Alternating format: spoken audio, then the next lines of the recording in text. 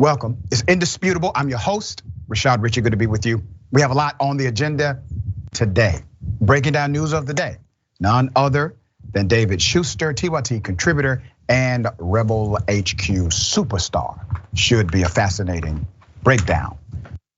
First story of the day, a United States citizen was almost deported, was arrested by the federal government, held, incarcerated for many days, and finally released when an attorney believed him. He was never not a citizen. Yeah, he's a black male. All right, let's get to it. Let's put up his picture full mask. Let me tell you about the horrific story, the thing that happened to Brian Buckle. Never should have happened, but it did. 62 years of age, was detained and almost deported to the British Virgin Islands because immigration officers refused to believe that he was a US citizen, and they refused to even check. Mr. Buckle, born in the British Virgin Islands, was automatically naturalized through his parents in the 1960s. He was 9 years of age. But in June 2020, while he thought he would be going home from prison to reunite with his son in time for Father's Day, he was told that Immigration and Customs, the enforcement, wanted him out of the country. So ICE said, you have to go. Here's a quote. I came this close to being deported and losing everything. A nightmare that has stayed with me to this day, Mr. Buckle said. Civil advocates believe Buckle was subjected to the treatment because of his race. The US government settled a wrongful arrest lawsuit with Mr. Buckle on December 5th for $150,000. Not enough money in my opinion, I will tell you why in a minute. Data shows that ICE disproportionately selects black immigrants for deportation. According to the Black Alliance for Just Immigration, black immigrants are more likely to be targeted for deportation and come in contact with ICE than immigrants of other races. While 7% of non-citizens in the US are black, they account for 20% of those facing deportation, triggered by the criminal justice system, the organization that advocates against anti-black racism in the immigration process said. Now there's more. Buckle was incarcerated in 2018 for 2 years for assault and possession of a firearm. He was convicted and spent his time, gave his time. He's now a free man, according to the docket. But that's not what happened. While in custody, he told California Department of Corrections and Rehabilitation staff that he was a US citizen. Told them this on numerous occasions. And it was noted in their files that he told them, hey, I am in fact a US citizen. However, prison staff decided to ignore the proclamation of this human being and classified him as a potential ICE hold, which means the federal government needs to come and look at this. In addition, all of the applications identified Mr. Buckle's parents as the route to his siblings' citizenship.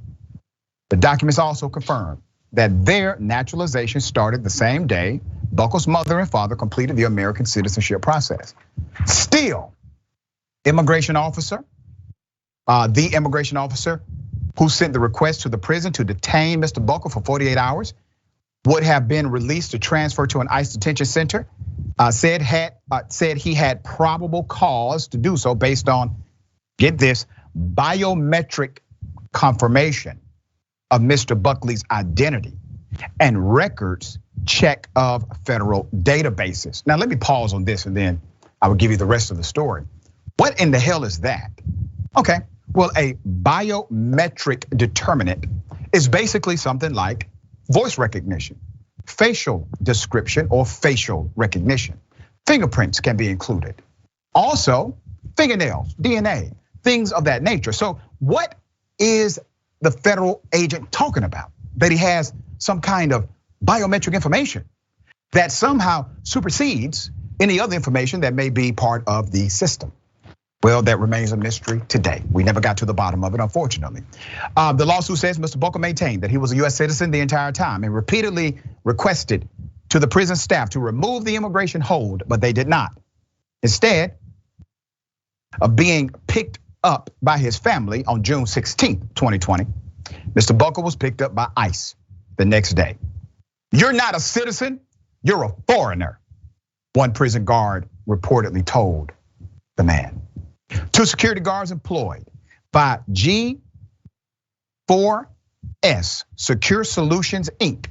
went to the prison and arrested Mr. Buckle before transporting him to the ICE sub-field office in Bakersville, California. However, the ACLU Foundation of North California, Advancing Justice Asian Law Caucus, and the law firm Sidley Austin LLP, which filed the lawsuit on the man's behalf, claimed the security guards had no authority to arrest Mr. Buckle, even though they were outsourced by ICE. The practice was also banned during the summer in another lawsuit settlement. ICE and CDCR didn't care about me or my life, he said. Mr. Buckle is just one of several potential US citizens arrested, detained, or deported by ICE over the past few years, and the vast majority of them, people of color. Mr. Buckle also told ICE officers at the field office that he was a US citizen through his parents' naturalization. However, the lawsuit says deportation officer R. Cruz checked the database and found only evidence of his father's US citizenship status, not his mother's. He told Buckle, "We're going to send you back." Buckle then asked the immigration officer to speak to his brothers to confirm his status, but Agent Cruz refused. The older man spent 36 days in an ICE detention center before a lawyer intervened on his behalf, and he was released. Here's what you will not hear. You will not hear Marjorie Taylor Greene outraged by the federal government treating this man this way. He's a US citizen. You will not hear Mitch McConnell outraged by the treatment of this US citizen.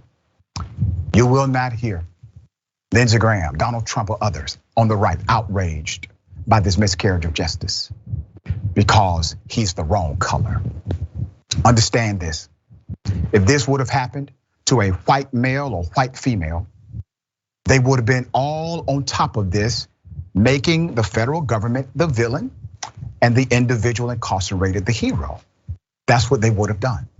But when the context changes in reference to skin color, all of a sudden, there's this very different proclamation of facts. What happened to this man should have never happened. He is, in fact, exactly who he said he was. Now, think about the process of negligence here. Number one, he told prison staff exactly who he was. Number two, it was actually noted on his file. Number three, they ignored his own truth and decided to still contact ICE. ICE gets involved. They subcontract to a private company to go and have him arrested, detained. And it wasn't until multiple law firms got involved, multiple advocacy organizations stood up, and that's when Mr. Buckle was released. That is the reason I say $150,000 is not enough for what this man went through. All right, David, thoughts here? I feel horrible for Mr. Buckle, and this goes to show that the racism is not just the security guards and the people involved. There is an institutional racism in the system as well that needs to be addressed, because what happens is it's so easy for somebody in this system in which you have immigration and custom enforcement decide. They get to decide who's gonna be an American, who's not. They don't get to, and they can use arbitrary reasons for who they go after. And so when you have, it's like a snowball effect. When you have a couple of people, the security guards who are clearly racist, who for whatever reason don't like Mr. Buckle and don't like the idea that he somehow may be freed in America, this whole thing starts to snowball because we have institutional racism that combines with the individual racism. And until we realize that, and until we realize that we are giving so much power, so much ridiculous power to in agencies like ICE and others, this is going to continue to happen. And I'm just glad that Mr. Buckle is still alive and that he didn't give up after a couple of years in prison and then suddenly now he's behind bars and ICE, that he would have the fortitude to keep going and to realize, okay, I'm going to beat this. Good for him. That's a great role model for all of us. Yeah, that's right. And all of the levels that decided to ignore what he said, I guarantee you, David, they're saying, I'm not racist. What I did was a mistake. But you have to think about it. Everybody made the same mistake with Mr. Buckle. Every agency, every department, every layer of protocol made the exact same mistake with Mr. Buckle. That's called, as you said, brother, institutional. And that is why it is worthy of examination through the context of critical race theory or other critical thinking dynamics as it relates to race in America.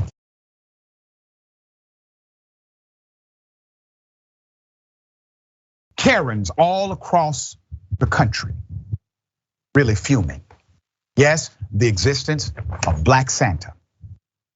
Here it is. What do you want for Christmas this year? With Christmas quickly approaching, children all over the world are preparing for a trip to see Santa. But as Stafford Braxton tells us, it's not just any Santa many are looking for, but a Black Santa. I'm looking for the beard, but I'm also foremost looking for the spirit. Braxton is capitalizing on the growing demand for Black Santas. As the founder of Santas Just Like Me, which launched in 2013, he hires Black Santas and gets them booked for holiday events and photo ops around the country. The reservations got full so quick. Braxton's Black Santas complete Santa School, with a group of men portraying jolly old Saint Nick, learn the history of Santa and how to best work with kids and parents and more. We teach about decorum, how to interact with the children, the parents, poses you need to know, how to just keep your beard looking good. Hey, ho, ho, ho. Despite the overwhelming positive feedback his Black Santa business receives, occasionally he deals with a few naughty people who dip into racism, including a woman who recently told him, white children should not be going to see Black Santa.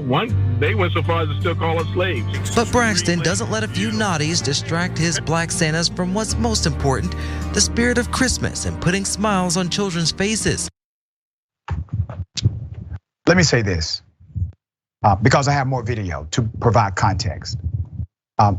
Santa Claus, in the formation you see him today, this is a fictional character, okay? Popularized in imagery by a campaign from Coca-Cola. Now, did Coca-Cola create the concept? No, they popularized the concept and restricted how we would view Santa Claus. Let me go to another dynamic. This is more psychological. It is important, if you celebrate Christmas or not, it is important that children see themselves in positive characters, even if those characters are fictional, okay? This may not be a big deal to you, but obviously it was a big deal to people like Megyn Kelly, who one time on Fox News, when she had her own show, wanted all of the children who watch her late night boring ass show, she wanted the children to know that Santa Claus was in fact a white man, and children, don't let anybody else tell you different. Now, I don't know what child is watching your show, madam, at that time, but here it is. When you're constantly speaking your mind, you're gonna say things that don't always resonate or people don't agree with. I think one notable one is Santa is white on Fox was a moment. In Slate, they have a piece on .com. Santa Claus should not be a white man anymore. And when I saw this headline, I kind of laughed and I said, oh, this is so ridiculous. Yet another person claiming it's racist to have a white Santa, And by the way, for all you kids watching at home, Santa just is white, but this person is just arguing that maybe we should also have a Black Santa. But Santa is what he is, and just so you know, we're just debating this because someone wrote about it, kids. Someone wrote about it, kids, so we got to talk about it, but just so you know, Santa Claus is white. Here's what's fascinating. Did you see everybody else on TV? Everybody else was sitting there, yeah. Listen, y'all wanna be on TV that bad that you would allow some foolishness like that to be said and not challenge it? The day after that, she actually was not on her show. This happened a few years ago. The day after that, she was not on her show. We do believe she was probably suspended. It was a firestorm on social media when she said this. She also told people that Jesus was white too in that same exact segment. And later, she interviewed about it, as you see. She was posed the question, hey, do you regret any of these ridiculous things you said? Here's her answer. I regret a lot of what I've said. I mean, you're gonna be on the air several hours a week, live television. You're gonna say stupid. That's just the reality, So yeah, there's a lot I'd like to go back and say differently. all I can tell you is I think the lens is a truth teller. And people who watch you day after day will see who you are without the caricature of you that's put out there by websites and so on looming over you.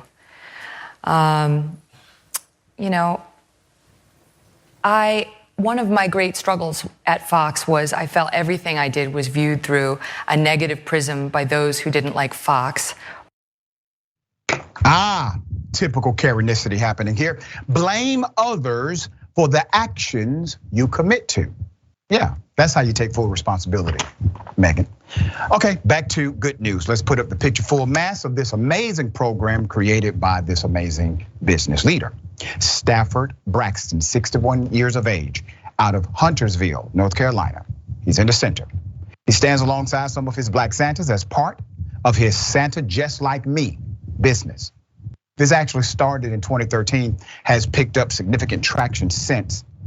Although the concept of Black men portraying Santa Claus has been around for decades, the novelty of Black Santas can still be a rare sight. It was just in 2016 that America's largest mall, the Mall of America in Minnesota, hosted its first Black Santa in its 30-year history, portrayed by Mr. Larry Jefferson. However, the historic moment was not a welcome sight for everyone, as some white people flooded racist comments on message boards following Jefferson's debut as Santa, according to the BBC. Here's another Santa in action. All right, you see that kid? That's what it's about. Is the kid happy? Is the kid smiling? Yes. Santa Claus represents, to a lot of children, a person who is held in high esteem and universally recognized, and who is undoubtedly an authority figure. Children of all ethnicities need to see that men of color can live up to those standards, according to Mr. Keys. It's my opinion that much of our society tends not to be of the mind that men of color can fit that bill, and that needs to change. It's an honor for me to do what I can do to remedy that notion. There's a study called the Clark doll study. It was done decades ago. And this study would put a white doll and a black doll next to each other. And children were allowed to view each doll and start answering questions about what they believed each doll was. And so when the question was posed, which doll is bad? Black children, majority of them actually picked the black doll. All of the negatives virtually were codified in the black doll. And you could see parents really upset. They didn't understand this. So they did the study again not too long ago. What do you think the results were? They were the same. The black children still saw themselves as not smart, as ugly, as bad. Recently, why? The parents were crying behind the glass because they said, we teach our children to love themselves and to love the culture. How did this happen? This happened because you're not the only teachers of a child. Societal construct transforms the thinking of a child through the normative atmosphere of education, which is constant. Education does not have to be formal. Education is happening all the time through television, ads, social media, whatever it may be. And so if the society is still saying the same message as it did in the 60s, then the children will receive the same message today as they did before. So that's why it takes intentional efforts like this to make sure that there's positive reinforcement of your culture, especially in significant characters like Santa Claus, even though it is a fictional character. All right, David, thoughts here? You're absolutely right, Dr. Richey. It is about the children, and to the extent that the children are happy, that's all that matters. And you know what? I think this is great that there's a business out there that realizes, there's an unmet need, and that is we need to have people who look like us different communities as Santa Claus, whether it's Black, Asian, Latino. We had an incident the other day. Well, I'll tell you an incident involving one of my own kids, and it's a little bit different. But one of my kids used to like to play with Barbie dolls, right? And my son, he played with Barbie dolls, and he liked to put on his sister's like high-heeled shoes. And part of it was sort of like, okay, I suppose you could say to the kid, well, this isn't really for boys, but we were like, this is great. It makes him happy. If he likes to play with Barbie dolls, if he likes to wear girl shoes, whatever. There's no such thing as girl shoes and boy shoes and black things and white things. They're all just kids. And as long as the kids are happy and as long as they're having a positive experience, that's all that matters. There it is. Very well said.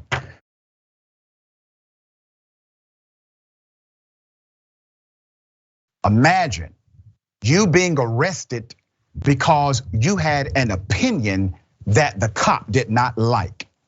That's exactly what happened to a Virginia driver, Mr. Anthony of Spurgeon. Let's go to the first video. Here it is. Deputy Carroll, the sheriff's office. Why didn't you have your seatbelt on, man? I didn't have my seatbelt on. Yeah. My seatbelt when I came to go in. Nah, when I passed you, you didn't have your seatbelt on, dude. Yeah, I did have my seatbelt. No, sir. You got your ID on you? All right, so if I catch you driving again. Okay, you know what? If you want to give me a ticket now, give me a ticket. I know, if I catch you. You're being extremely petty. I'm not being petty. Exactly what you're doing. I'm not being petty. I'm explaining the law. A doggone tagline at one time. Okay, and that's the Georgia law. See, I'm explaining it all to you. Look, no matter what you say, you guys look for certain people to go ahead and stop. Okay, so I'm explaining everything to you. So go ahead. All right, if I catch you driving again, next time you stop, you will go to jail. Sir? I'm sorry, sir, what was that? I said there's not too many black people that drive on Georgia Road. So I'm sure you can pick up one or two when you went in Georgia. Well, my sheriff's black, and I enjoy him just fine. So what's your sheriff's black? I know people that married to black people. It's still a racist. Cut in the roadway, leave. I'm not even in the roadway. That is considered roadway. Leave. See, then you get all right, come on. You want to keep playing this? Come on. Come on. You don't have to. What do you? You want to play this game? We'll play it. We'll play it. You're under arrest for driving on suspended license. You locked me up because I'm stuck in the roadway at your head. No, you're under. Obviously, the charges were dropped. Here's the issue. He has a Virginia driver's license fully intact. He was pulled over by a Georgia cop. This Georgia cop gave him a warning, but then decided to effect an arrest because he did not like the opinion of this black man telling the truth about the fact that he was being petty. We actually have some more. Let me take you to another video, same cop. Here it is.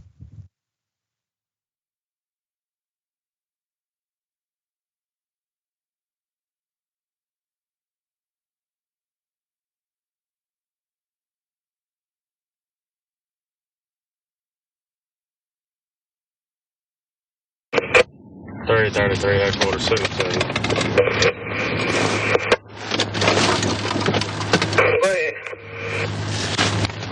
Be Jordan Road, just down from Juniper Creek. Correct. Deputy Carroll, the sheriff's office. Why didn't you have your seatbelt on, man? I didn't have my seatbelt on. Yeah. My seatbelt when I came to go in. Nah, when I passed you, you didn't have your seatbelt on, dude. Yeah, I did have my seatbelt. No, sir. You got your ID on you? Yeah, I have my ID on. I did have my seatbelt on. Okay, that was the U-turn. So what we saw in that video was actually the U-turn that took place. There's no evidence that there was a criminal violation. We have significant evidence that the man was arrested because he had a contrary opinion to the police officer. That is a no-no. You do not get arrested because you exercise your freedom of speech, right? Okay, let's put up a picture of the victim of this cop. I have a lot of background, significant story here. Now, this individual did nothing illegal. Mr. Anthony Spurgeon was correct in his assertion of rights. He was protected by the Constitution in his freedom of speech. None of that mattered on the side of that road in the state of Georgia. None of it. Cop didn't give a damn about his constitutional rights. Cop did not give a damn about the statutory law. Former Crawford County Sheriff's Deputy James Carroll arrested the 55-year-old for driving on a suspended license. That was a lie. Mr. Spurgeon presented the officer a valid Virginia ID. Now remember, the officer was leaving, and then there was more conversation. If Mr. Spurgeon had a suspended license, do you really think this cop would have let him go? No, he just made up a charge to justify the arrest because he knew he had nothing else. All right, Spurgeon's charges were dropped. Obviously, they were dismissed later. We have that evidence, and he has since obtained a Georgia driver's license. He says he still spent 3 hours in jail. His wife had to post bail for him, and he also had to get his truck out of impound, so it created significant inconvenience. There's more. The incident was actually the second time Officer Carroll stopped Mr. Spurgeon. Months prior to his arrest, Carroll made another U-turn to pull over Mr. Spurgeon for a burnt out license plate light, according to the official record. You know when someone is treating you unfairly. He turned his patrol car around both times he stopped me. He changed his story when I said, I'm not in the roadway. That's when he said, do you want to play games? Spurgeon contacted to complain about his treatment, but was told the deputy who arrested him was transferred to the Byron, Georgia Police Department. Here's Spurgeon's complaint to the sheriff. Here's Crawford County Sheriff Lewis Walker and Byron Police Chief Wesley Cannon. The Byron Department did not immediately respond to our request for comment. Isn't that something? Pulled over twice, both BS. And we clearly see in one video, the only reason the man was arrested is because he said something the cop did not like. Oh my goodness, he accused you of being racist, of being biased, of being prejudiced, of being petty. How do you show your professionalism, officer? Be racist, be petty. Arrest the man for a charge that doesn't even exist for him. All right, David, thoughts here. We do a lot of videos on Rebel HQ about police interactions, and it happens all the time. There's so many people who are police officers who, instead of their mission of upholding the Constitution, protecting and serving the citizens, the only concern that they have is protecting their own ego, that they are so fragile, they're so easily insulted that if, God forbid, somebody should exercise a First Amendment right and say something they don't like, suddenly that person is, the fragility comes out, and oh no, now it's time for me to put you in your place because I'm the police officer, you're the citizen, I'm the one who has the power. And so that's what happens. We have so many cops who are out there who care only about abusing their authority and want to put people in their place. And that's not the reason to be a police officer. Your role is to protect and to serve people. Yes, you have a lot of discretion, but if somebody says something you don't like, that doesn't mean that you get to go make up charges against somebody. Unfortunately, this happens all the time. That's right, happens too much. But one way we combat this is through exposure, transparency. The great disinfectant to corruption and darkness is light. All right, we have more on the other side. It's indisputable, stick and stay.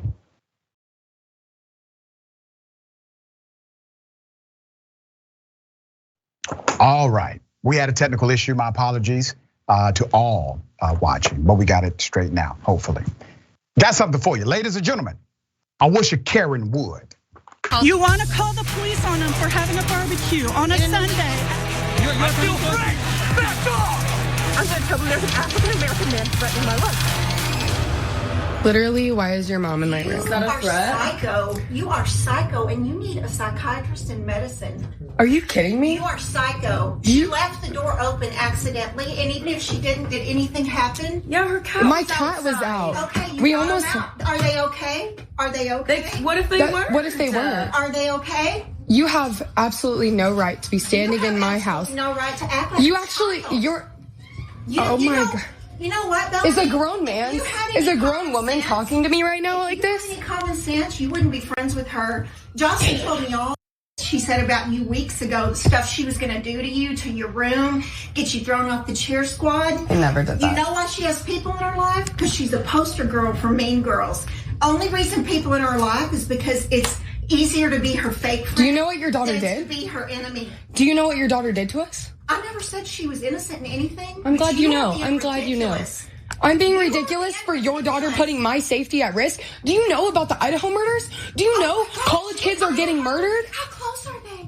Oh my God. Your wife's crazy. No. Your mom's crazy. No. Oh, hell no. Get the out of my house. Get out. None of your names are on the lease. Get out of my room.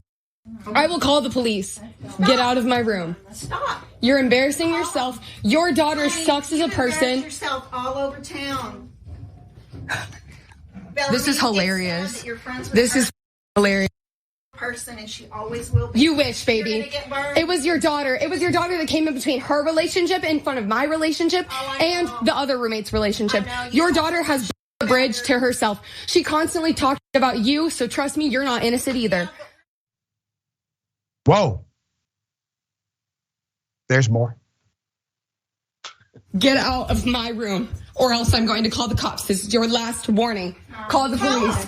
Call them. Let's show them all the documentation we have. Let's call them. Get out of my room. Get out of my room right now. Or I will call. Okay, I gotta call him. We also have all of the proof of your daughter harassing us and that she has done to us. I'm sorry that we finally fought your daughter back. It's really unfortunate that you raised such a... Now you're gonna get out of my room. We had a discussion about this, me and the production team, and we have classified this as a cackle of Karens. All right, let's put them up. Let me go ahead and explain the characters here. From left to right, you got Karen mom. You have stand by and do nothing dad. You have drama monster roommate and her possible sister. TikToker Jess Roberts, who experienced this situation, explained in an update video, the Karen mom continued to yell and scream at her and the other roommate present in her bedroom. See that? Okay. Jess and the 3 other roommates then called the cops, gathering their cats and valuables to keep close by. Unfortunately, the cop who arrived didn't come in or do much, saying the joint lease situation prevented them from doing anything with the intrusive Karen mother. The cop said the only thing to be done was to talk with their landlord, which she appears to have done per the caption for the video, the updated video. She simply states she warned the landlord about the drama monster roommate and her family. Well, okay, arguments happen, debate takes place. Sometimes people who cohabitate, who are close in proximity, may not get along. But to have the mother and the father and I guess another person kind of stand at your door and then the mom goes into your room, well, that's just a new one on me. David, have you ever seen anything like this before, brother? No, I mean, this is a family that's kooky, and clearly the daughter, the monster roommate, who obviously, I mean, she was clearly raised this way because we could see from the mom, anybody who would invade your space like that with the dad would step into your room, would violate your own personal space. There's a time and a place to try to have a resolution, to have a discussion about things that may be going on in a joint house, or people have complaints about utility bills or whatever's going on. But to actually physically step into somebody's own private space, that takes a special kind of Karenicity, and clearly there's a family of them in this one. Well said.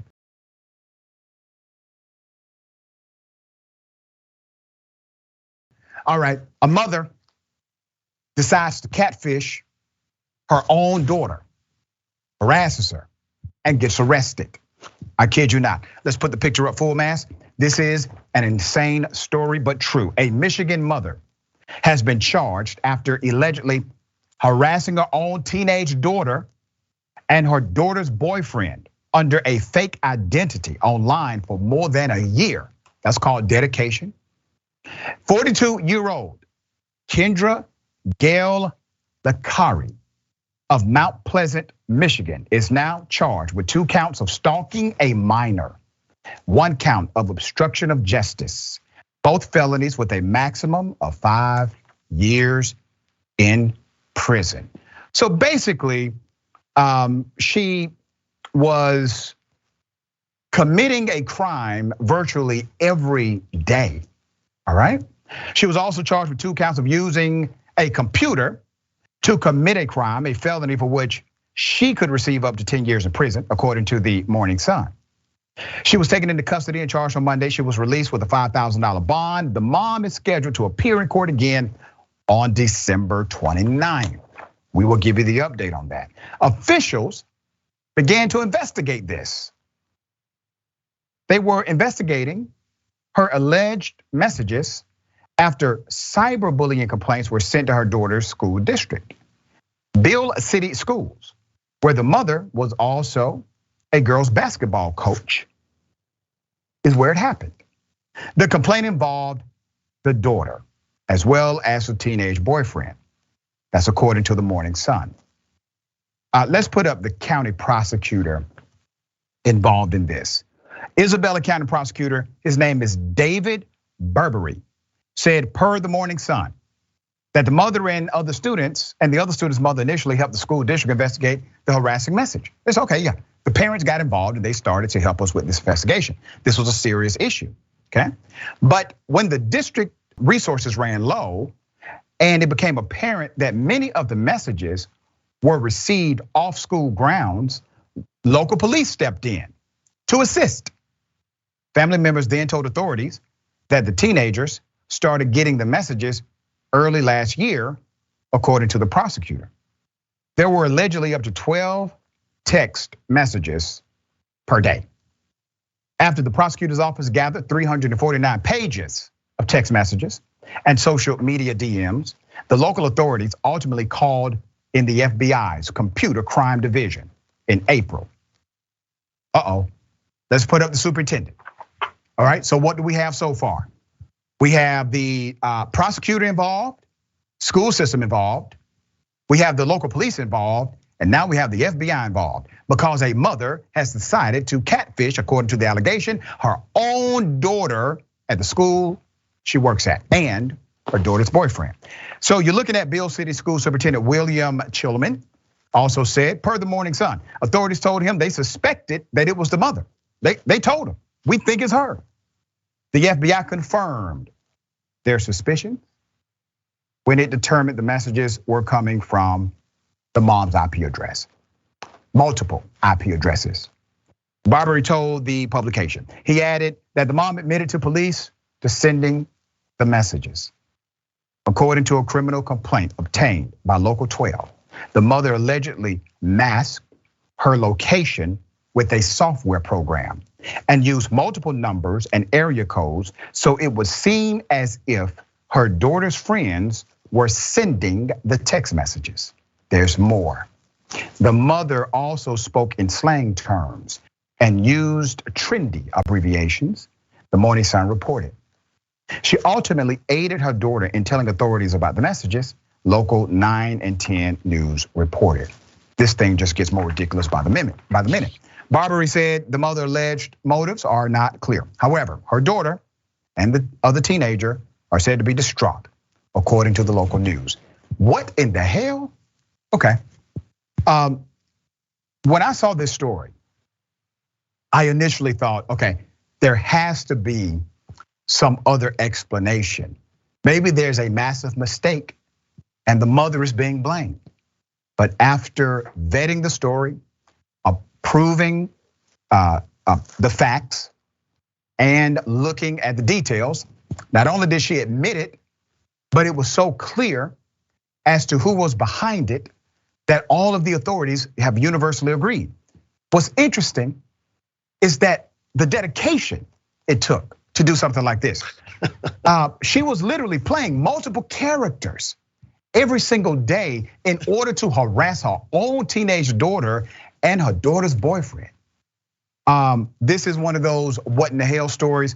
David, man, if I did not know it to be true, I would say no way in the hell this happened. Thoughts here? 12 messages a day, that's a lot. And look, I get the impulse as a parent. Sure, you want to keep track of who your daughter is talking to online, and if your daughter has a boyfriend, are they being responsible? I sort of get that. And is the boyfriend tempted to cheat on your daughter? I could sort of understand that. But this idea that you would go to such great lengths to test out any of this, or to have such a unhealthy obsession with your daughter's life that you would spend 12 messages a day, 365 pages of documents, creating all these fictitious people. That's really bizarre. And I feel badly for the daughter and the boyfriend, because I think distraught is an understatement. All teenagers are embarrassed by their parents, but can you imagine what this particular teenager has to deal with now? This is really crazy. Yeah, and then in addition to that, the mother is a coach at the school. If she would treat her own daughter this way, how would she treat your daughter? That has to now be a question for parents and the school system at large. We have more on the other side. It's Indisputable. Stick and stay.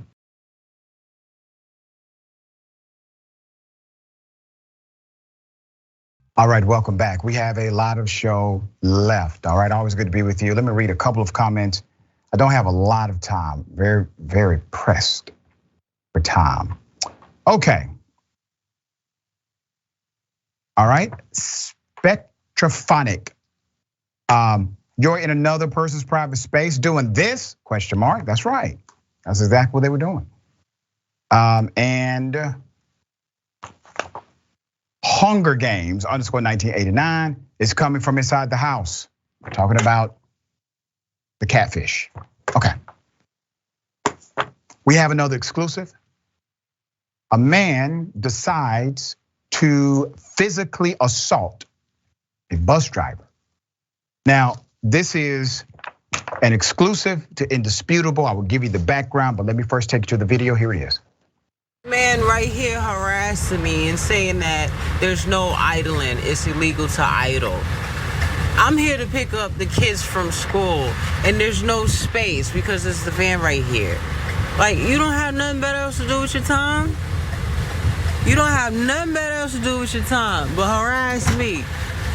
Let me come get your face, cause you got my face too, and I don't know why. Can you? For what? It's the law. It's against the law. You know there's a school right here if you live around this area. All right. So why are you harassing me right now? No. Why are you? Can you back up away from my bus, please? Can you back up away from my bus, please? Can you back up away from my bus, please? Can you back up away from my bus? Can you call Joby right now? Call Joby right now. Call him. Call him, because he is opposing a threat right now. Why are you inside my bus, sir? You're inside my bus, sir. Can you back up, please? Isn't that the bus? I feel threatened. I feel threatened. Excuse me, can you back away from my bus, please? Can you back away from my bus, please? Can you back away from my bus, please? Can you back? Call Joby right now. Call Joby right now. Can you back away from my bus, please? You're posing a threat. He just threatened me. He just threatened me. No, he just threatened me. He just threatened me. I don't know this man. Call the police. Yeah, call him right now, please, because my other phone is off. Here's what happened next. You just touched me. Yes, he did. He just touched me. Call Joby right now, please. He touched her. Call Joby right now, please. I know, and it's right that you acted as I get it. I don't like the smell. She smacked my phone first. You have it in my, you're in my bus. I asked you over 10 times. Now you're in my face. I feel threatened. Call the police. I feel threatened. Call the police. I'm not hearing nothing you said. I feel threatened right now. You're not going to hear what I said. I know, because no, I don't need your help. That's crazy. That's crazy. No, it's not crazy. Yes, it is crazy. Yeah, no, y'all coming up to people and just hitting people? That's okay. That's okay. Where's it? Did you just say you was calling the police? This took place in the Bronx. Let's put up the picture with the victim. Her name is Nyla Bracey, 27 years of age, a single mother and a bus driver. She was waiting outside the school for disabled children. When a man confronted her because she committed the high crime of idling a bus, which is not a crime. Nyla told Indisputable it's her company's policy to leave the bus running in the minutes before she picks up children, because the buses she operates can be old and can have trouble starting. I know this to be a fact as a former high school teacher. The teachers were told, the bus drivers were told the same thing at my school. When the police finally did come, they took her complaint, but said the man had harassed her and denied he hit her, okay? Ms. Bracey went to the hospital the next day for neck injuries she received. Her doctor said she was temporarily disabled from the attack.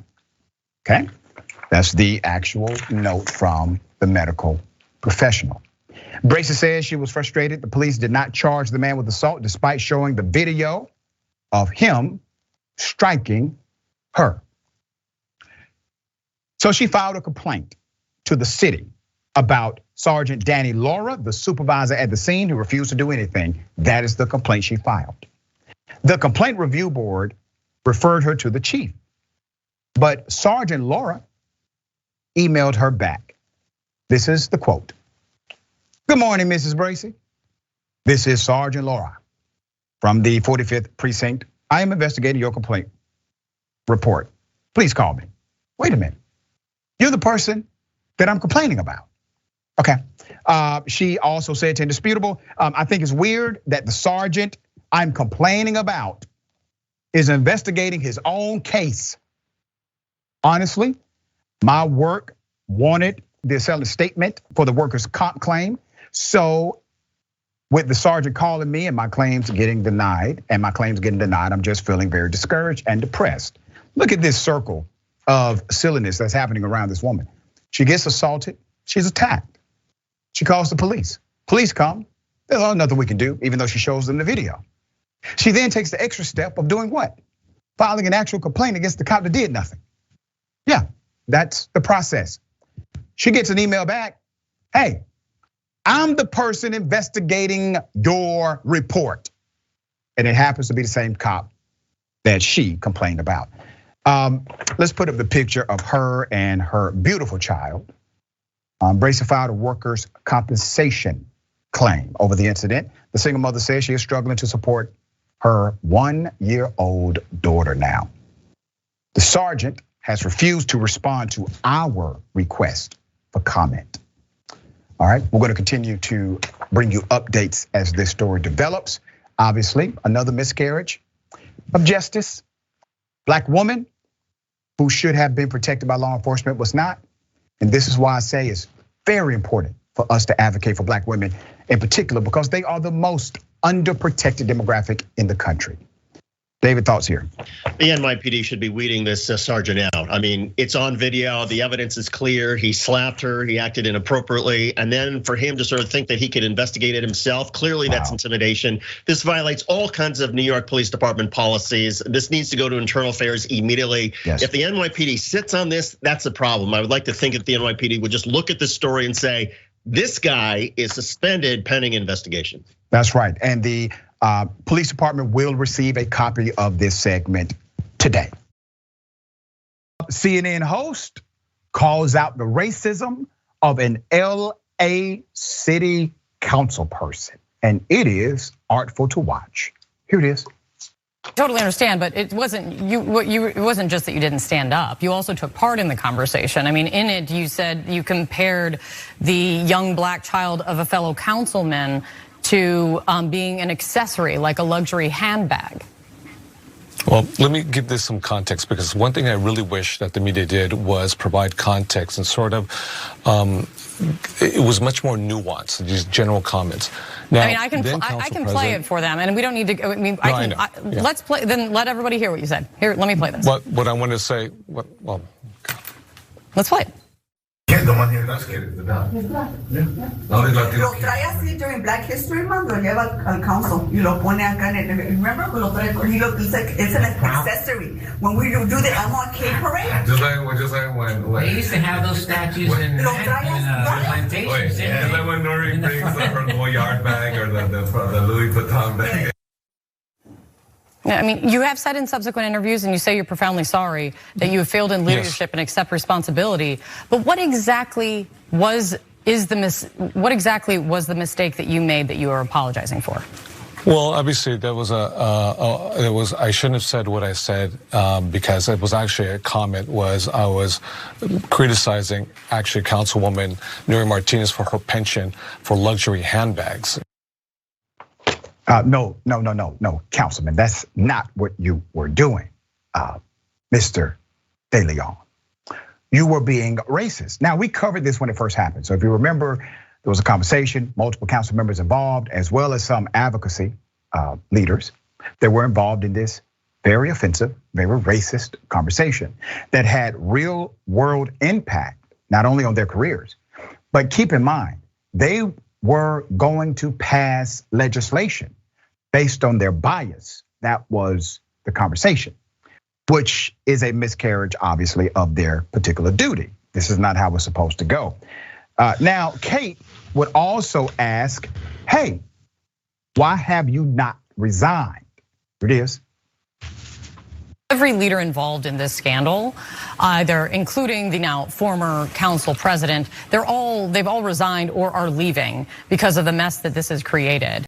Why are you not resigning? I know you say you still have work to do, but other members, the points that the council members are making still today about this whole thing is that they say that the city cannot heal if you are still there. And one member saying that your continued presence on the council is causing severe and ongoing harm.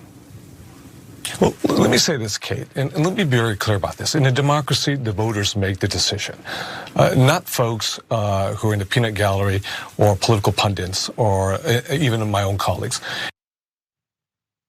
That's your answer? Okay, so you engage in not only racist rhetoric, you are willing to engage in policy dynamics and make policy decisions based on your racial bias. You get caught in this supposedly off-record conversation. It gets exposed.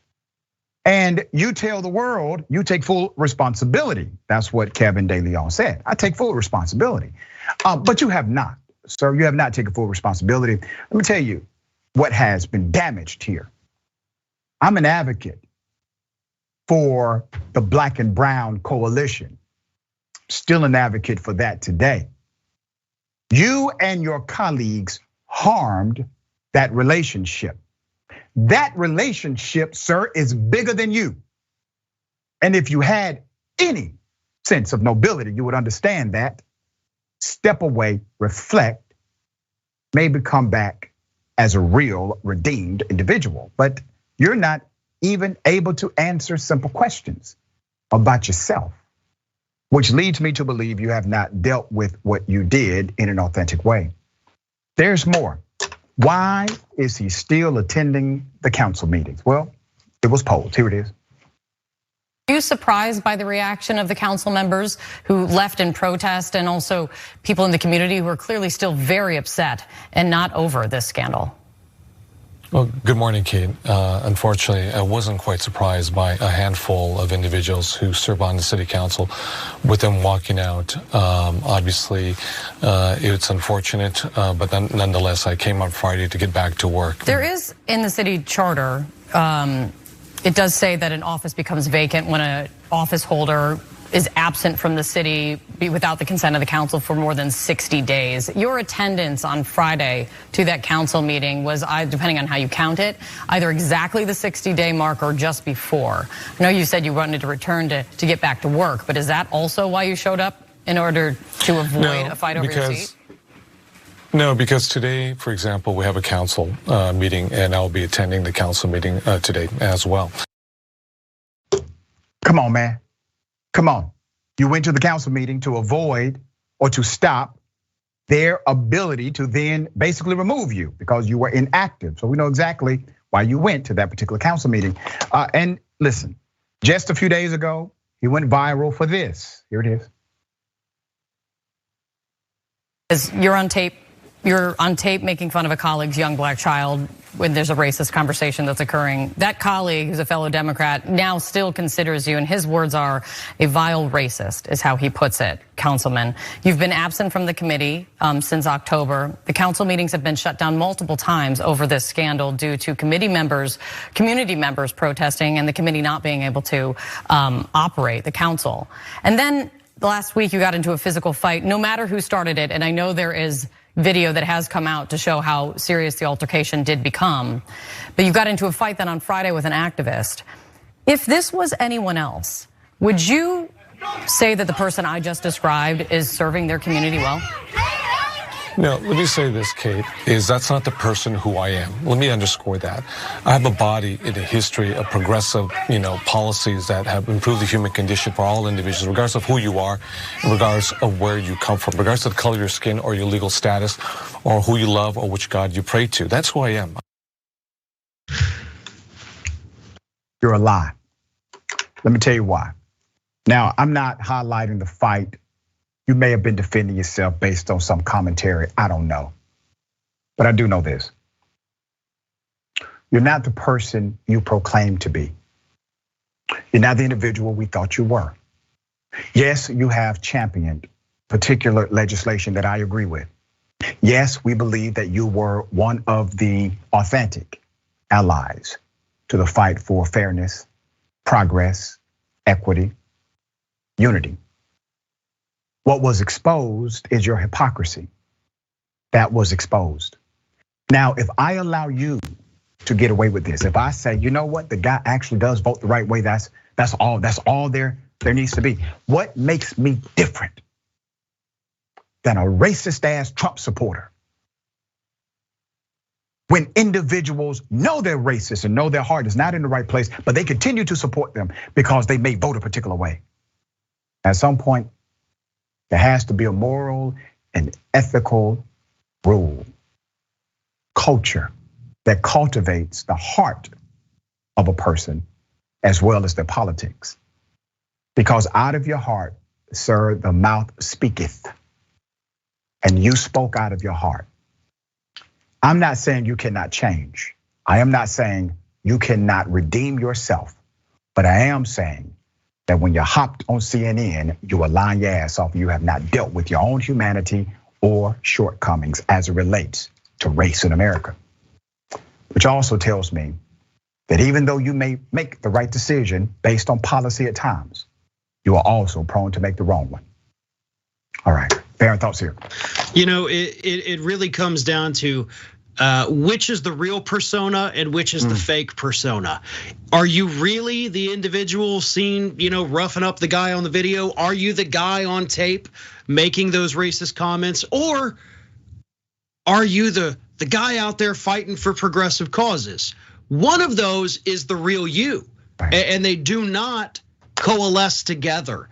And at this point, it's starting to look more like the fake you is the one voting for progressive measures because you think it'll help your career. The real him is the one we heard on that tape. That's my belief as well. It's unfortunate, but we have to show that we're different than those we come against.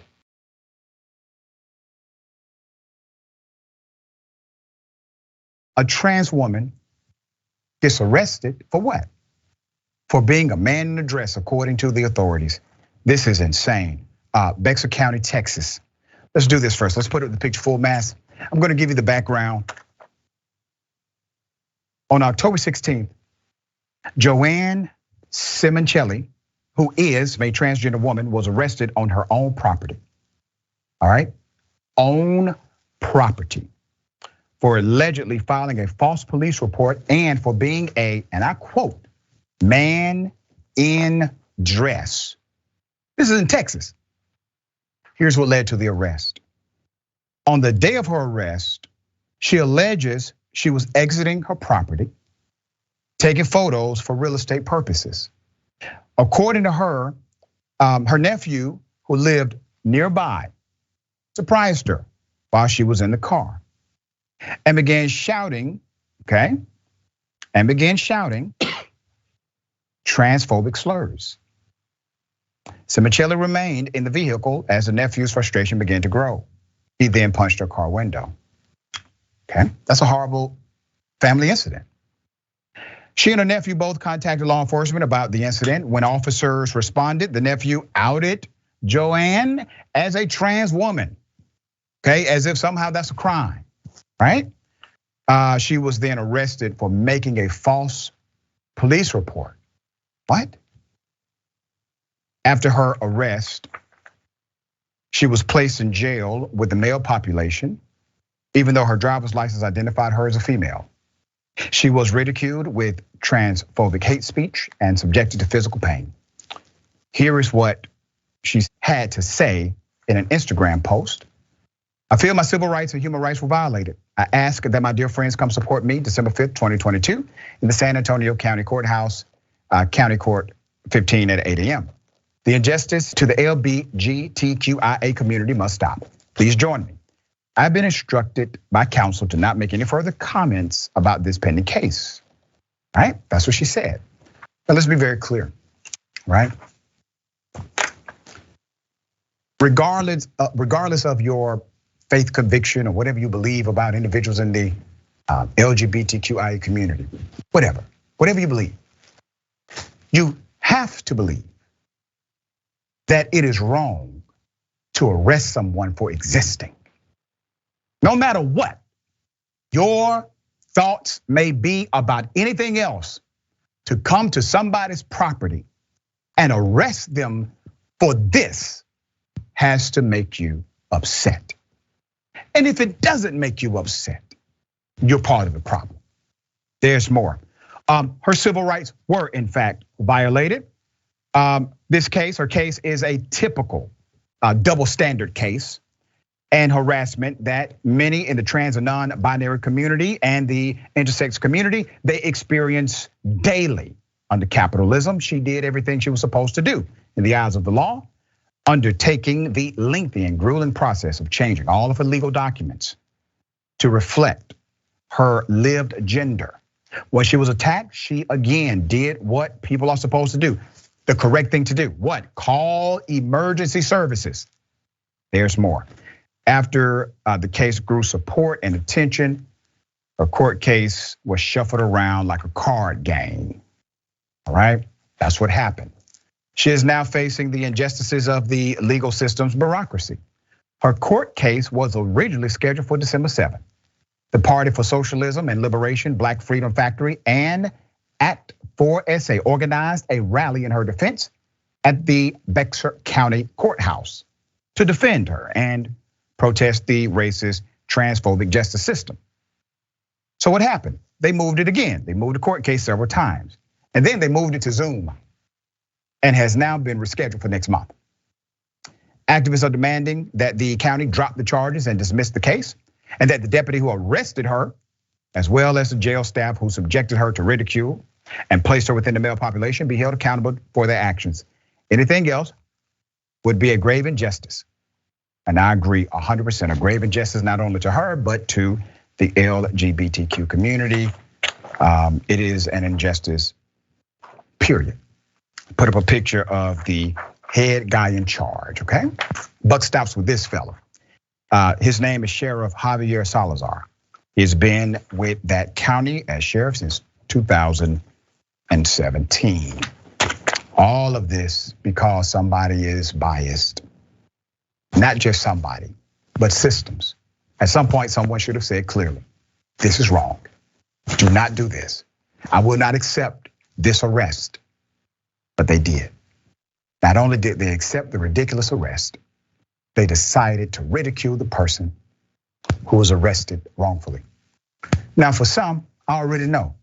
You're going to say you don't give a damn about trans individuals, and you may wax poetic about your feelings and your religious conviction, whatever it may be.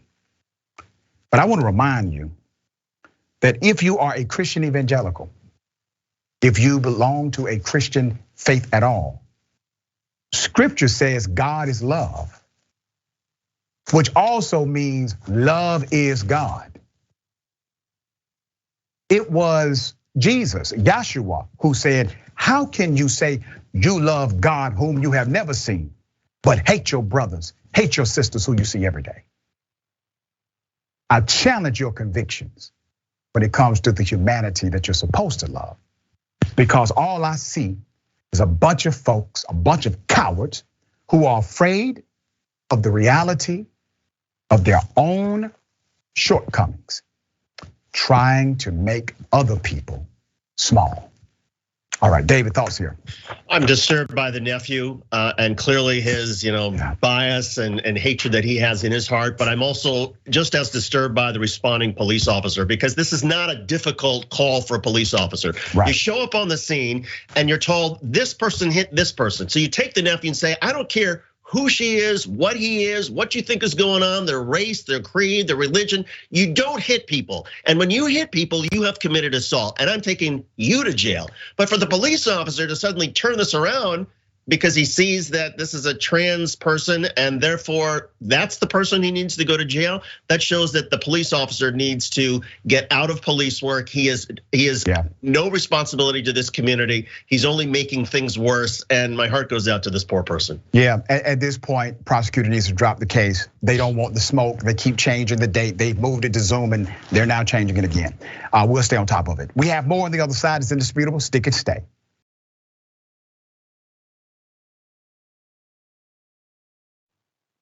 All right, welcome back. We still have a lot of show left. New York Times, they have a crossword puzzle that resembles a swastika. It is causing outrage, but there's more background to the story that will cause more outrage. On the first night of Hanukkah, the New York Times released this crossword puzzle designed in the shape of a swastika. According to TMZ, the puzzle's designer described it as a simple, fun whirlpool shape. Let's also look to the image on the right. Is that also a fun whirlpool shape? There's so much more. Many blasted the New York Times for the anti-Semitic design, regardless of whether or not it was intentional, with one saying, "How did this get approved without somebody noticing?" And another one noting a hidden happy Hanukkah message in today's New York Times crossword. One Twitter user posted this Jeopardy screenshot stating the answer, question dynamic, cryptic crossword clues. What is the New York Times swastika? Alex, there it is. There's more to the cryptic message.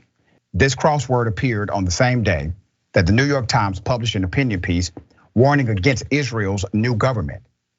Prime Minister designate Benjamin Netanyahu hit out the publication on Sunday, writing, and I quote, "After burying the Holocaust for years on his back pages and demonizing Israel for decades on his front pages, the New York Times now shamefully calls for undermining Israel's election or elected incoming government." These are too many coincidences here. This is not the first time the New York Times has done something like this. Put up the picture, all right?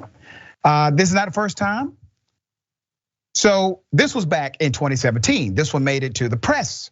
The response was, and I quote, "Yes, hi. It's not a swastika, honest to God. No one sits down to make a crossword puzzle and says, hey, you know what would look cool? Question mark. Also worth mentioning, in 2019, the New York Times claimed they were deeply sorry for an anti-Semitic illustration depicting Donald Trump wearing a yarmulke while walking Israel Prime Minister Benjamin Netanyahu, appearing as a dog with a Star of David leash. The response for the most recent swastika was this, all right? This is a common crossword design. Many open grids in crosswords have a similar spiral pattern because of the rules around rational symmetry and black squares. There it is.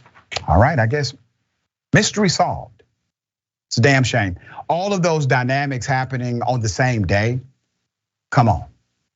And here's the other dynamic. Let's say you actually give them the benefit of the doubt. You give them the benefit of the doubt, it's a mistake. At some point, someone should have enough sensitivity to say, wait a minute, hold on. We don't need to do this.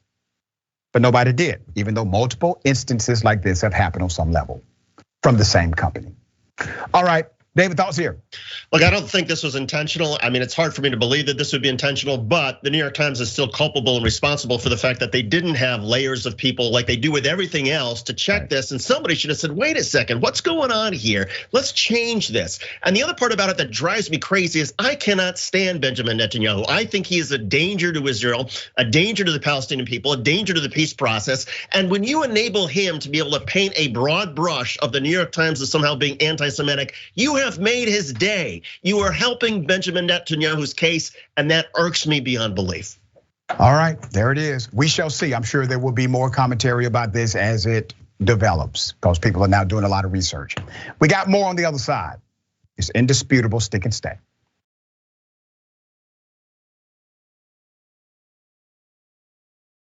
So a white male investment banker physically assaults a black female worker and basically gets to go home without even posting a bond. Let's put up both of their pictures full mass, and I will give you the background to the insanity already happening. White investment banker was arrested for assaulting a New York City subway worker while she was on duty last week.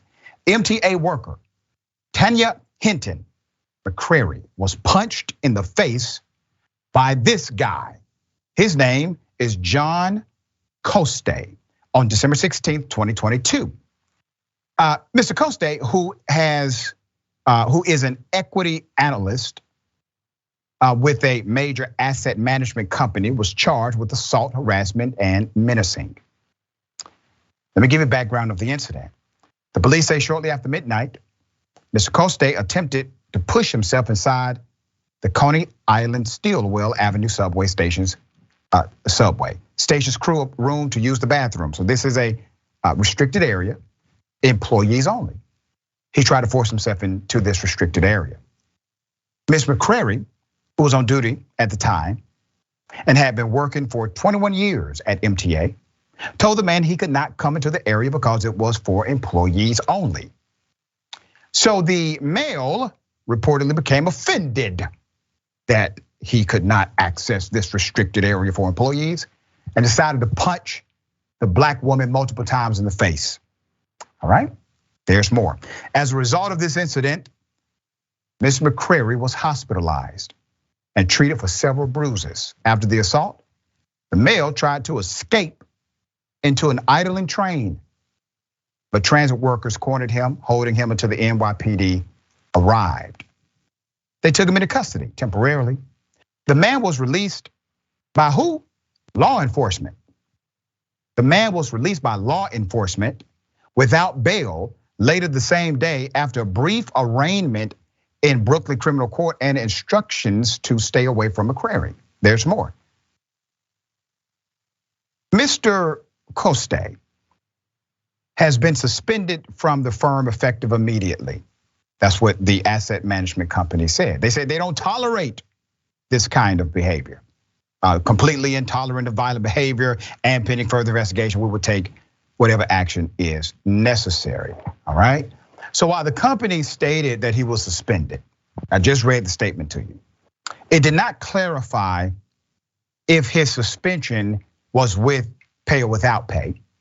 However, since the attack, it has scrubbed the Northeastern University alumnus name off of their website.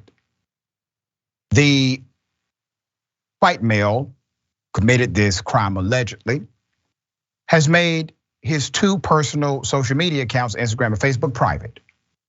And he is due back in Brooklyn court March 1st. Should he be convicted of his charges, he faces up to 7 years. Now, I want to remind you, they released the man with no bail. They released the man with no bail. Law enforcement said, you know what, you can really just go home. You did what? You punched a black woman in the face multiple times. You committed criminal trespass, and then you tried to flee the scene. And employees had to detain you for the police to arrive because you were trying to escape. No problem, we're gonna just let you go here. You don't have to worry about escaping from us. All right, we got you back. What kind of foolishness is this? David, thoughts here? This is white asset manager privilege. The fact that he was white and was allowed to simply, not doesn't have to post bail, and the fact that he had this kind of job that New York, I guess authorities felt like, oh, he has a certain stature in our society. He manages pieces of paper and money, therefore we're going to cut him a break. That is absurd. And again, it gets to the institutional racism that we have seen play over and over in so many parts of our society. Well said. David, always a pleasure, dear brother, having you on the program. Tell people how they can follow you, check out your great work. Rebel HQ on Facebook and YouTube. You can get me on Twitter at David Shuster. We do a lot of videos about police interactions, constitutional rights, and you can always hit us up with comments and suggestions and stories that you want to see on the channel. My pleasure having you on the program all the time. For those who are watching, I just want to remind everybody, every day should be a day when you walk in the spirit of love. Not just holidays, not just special occasions. So make sure you reach out to someone. If you have somebody that you need to talk to, apologize to, or just reconnect with. Tomorrow's never promised. Make it happen today. Remember to take care of yourself, take care of each other, take care of the planet. Remember, the truth is always indisputable.